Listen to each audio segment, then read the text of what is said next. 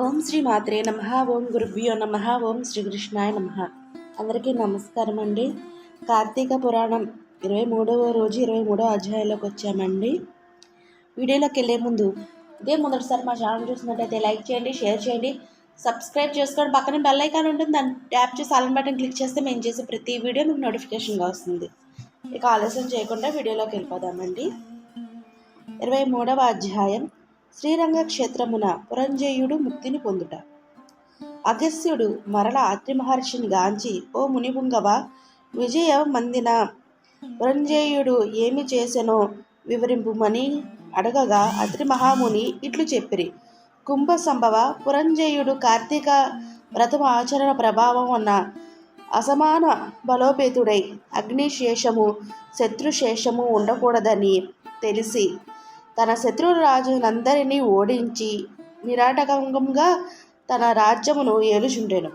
తన యొక్క విష్ణు భక్తి ప్రభావం వల్ల గొప్ప పరాక్రమవంతుడు, పవిత్రుడు, సత్యదీక్ష తత్పరుడు, నిత్యాన్నదాన దాత, భక్తి ప్రియవాది, తేజోవంతుడు, వేదాంగవేత్తయు ఉండెను. మరియు అనేక శత్రువులను జయించి దశ దిశలా తన అఖండ కీర్తిని ప్రసరించెను. శత్రువులకు సింహ స్వప్నమై విష్ణు సేవాదురంధ్రుడై కార్తీక వ్రత ప్రభావము వల్ల కోటికి పడగలెత్తి అర్షిడ్ వర్గములను కూడా జయించిన వాడై ఉండెను. ఇన్ని ఏళ అతడిప్పుడు విష్ణు భక్తాగ్రేసురుడు, సదాచార తత్పురుషుల్లో ఉత్తముడై రాణించుండెను. ఆయనను తృప్తి లేదు.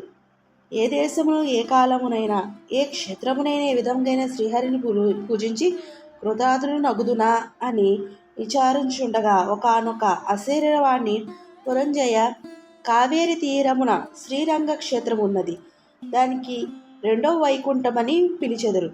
నీవచుట కేగి శ్రీరంగనాథ స్వామిని అర్చించుము. నీవు సంసార సాగరం దాటి మోక్షమును పొందుదవు అని పలికెను. అంతటా పురంజయుడు ఆ అశరీరవాణి వాక్యమును విని రాజ్యభారమును మంత్రులకు అప్పగించి సపరివారంగా బయలుదేరి మార్గమధ్యమున పుణ్యక్షేత్రాలన్నీ దర్శించు, ఆయా దేవతలను సేవించు, పుణ్య నదుల్లో స్నానము చేయుచు శ్రీరంగమును చేరుకొనెను. అక్కడ కావేరి నది రెండు పాయలై ప్రవహించుండగా మధ్యనున్న శ్రీరంగనాథుని శేషశయనంపై పవలించిన శ్రీరంగనాథుని గాంచి పరవశము పొంది చేతులు జోడించి దామోదర, గోవింద, గోపాల, హరే కృష్ణ, వాసుదేవ, అనంత, అచ్యుత, ముకుంద, పురాణ పురుష, ఋషికేశ, ద్రౌపదీమాన సంరక్షక, దీనజన భక్త పోష, ప్రహ్లాద వరద, గరుడ్వజ, కరివరద, పాహిమాం పాహిమాం, రక్షమాం రక్షమం, దాసోహం పరమాత్మ దాసోహం అని విష్ణు స్తోత్రం పఠించి కార్తీక మాసం అంతయు శ్రీ రంగనాథుని దగ్గరే గడిపిడి సపరివారంగా అయోధ్యకు బయలుదేరాను. పురంజయుడు శ్రీ రంగనాథ స్వామి సమక్షంలో కార్తీక మాసంలో చేసిన వ్రతము మహిమ వల్ల అతని రాజమందలి జనులు సిరి సంపదలతో, పాడి పంటలతో, ధన ధాన్యాలతో, ఆరోగ్యముతో నుండిరి. అయోధ్య నగరము దృఢతార ప్రకారం కలిగి, తోరణం మంత్రద్వారముల కలిగి, మనోహర గృహ గోపురాదులతో, చతురంగ సైన్యముతో ప్రకాశించుండెను. అయోధ్య నగరమందలి వీరులు యుద్ధ నేర్పులై, రాజనీతి గలవారై, వైరి గర్భి నిర్భేదికులై, నిరంతరము విజయశీలులై, అప్రమత్తులై ఉండేరి. ఆ నగరమందలి అంగనామనులు, హంసగానములు, పద్మపత్రాయత లోచనులైన విపులు, శ్రోతునులు, విశాల కటిత్వము, సూక్ష్మ మధ్యత్వము గల రూపవతులు, శీలవతులు, గుణవంతులు ఖ్యాతి కలిగి ఉండేవి. ఆ నగరమందలి వేదారుని నృత్య గీత సంగీత కళా విశారదులై, ప్రౌఢులై, వయోయుగుణ రూప లావణ్య సంపన్నులై, సదా మోహన హాస కలంకృత మోక శోభితులై ఉండేరి. ఆ పట్టణం కులంగనాలు పతిశ్రూషుష పరాయులై, సద్గుణాలంకార భూషితులై, చిద్విలాస హాసోల్లాస పులకితులైన శరీరములు ఉండేరి. పురంజయుడు శ్రీరంగ క్షేత్రమున కార్తీక మాస వ్రతం ఆచరించి సతీ సమేతుడై ఇంటికి సుఖముగా చేరాడు.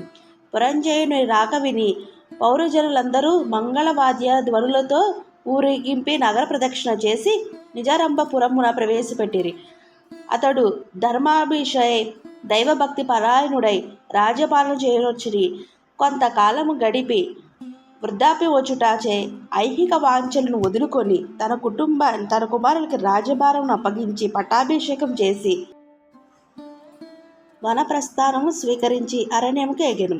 అతడు వనప్రస్థానమందు కూడా ఏటేటా విధిగముగా కార్తీక వ్రతము ఆచరించి క్రమక్రమముగా శరీరముగుటచే మరణించి వైకుంఠమునకు పోయాను. కావున ఓ అగస్త్య, కార్తీక వ్రతము అత్యంత ఫలప్రదమైనది, మహత్యము కాలది. దాన్ని ప్రతివారు ఆచరించవలెను. ఈ కథ విన్నవారికి, చదివినప్పుడు వినేవారికి కూడా వైకుంఠ ప్రాప్తి కలుగును. ఇట్లు స్కాంద పురాణగత వశిష్ఠ ప్రోక్త కార్తీక మహత్యమందలి 23వ అధ్యాయం సంపూర్ణం. సర్వేజన సుఖినో భవంతు.